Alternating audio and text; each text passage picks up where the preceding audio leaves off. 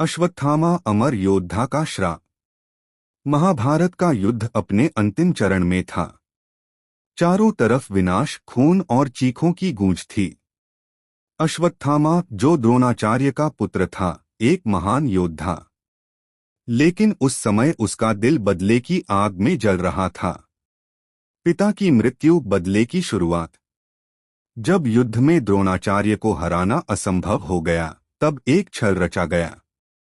पांडवों ने झूठ फैलाया, अश्वत्थामा मारा गया। यह सुनकर द्रोणाचार्य टूट गए। उन्होंने अपने हथियार त्याग दिए और ध्यान में बैठ गए। और उसी पल उनका वध कर दिया गया। यह सुनते ही अश्वत्थामा का क्रोध सीमा पार कर गया। रात का सबसे भयानक हमला। रात गहरी थी, चारों तरफ सन्नाटा। अश्वत्थामा चुपके से पांडवों के शिविर में घुसा, लेकिन वहां पांडव नहीं, उनके 5 पुत्र सो रहे थे। बिना सोचे समझे उसने उन मासूमों को मार डाला। उसकी तलवार से बहता खून उसके दिल के अंधेरे को और गहरा कर रहा था। श्री कृष्ण का श्राप। जब श्री कृष्ण को यह पता चला तो उनका क्रोध भड़क उठा। उन्होंने अश्वत्थामा को पकड़कर कहा, तूने अधर्म किया है, निर्दोषों का वध किया है। और फिर उन्होंने उसे श्राप दिया, तू अमर रहेगा, लेकिन मौत से भी बदतर जीवन जिएगा। तेरे शरीर के घाव कभी नहीं भरेंगे। तू हजारों साल तक इस धरती पर अकेला भटकेगा। अश्वत्थामा चीखता रहा, लेकिन श्राप बदल नहीं सकता था। कहानी यहीं खत्म नहीं होती।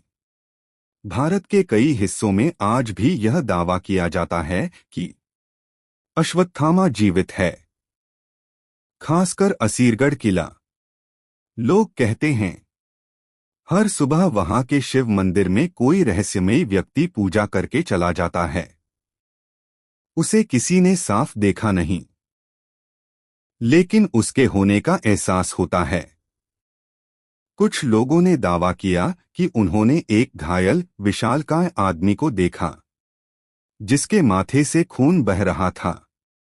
और सबसे डरावनी बात, जब कोई उसे पकड़ने की कोशिश करता है, वह अचानक गायब हो जाता है। क्या सच है या सिर्फ कहानी? क्या सच में कोई 5000 साल से जिंदा रह सकता है? क्या श्राप आज भी असर कर रहा है, या ये सब सिर्फ आस्था और रहस्य का खेल है? इसका जवाब आज तक किसी के पास नहीं है।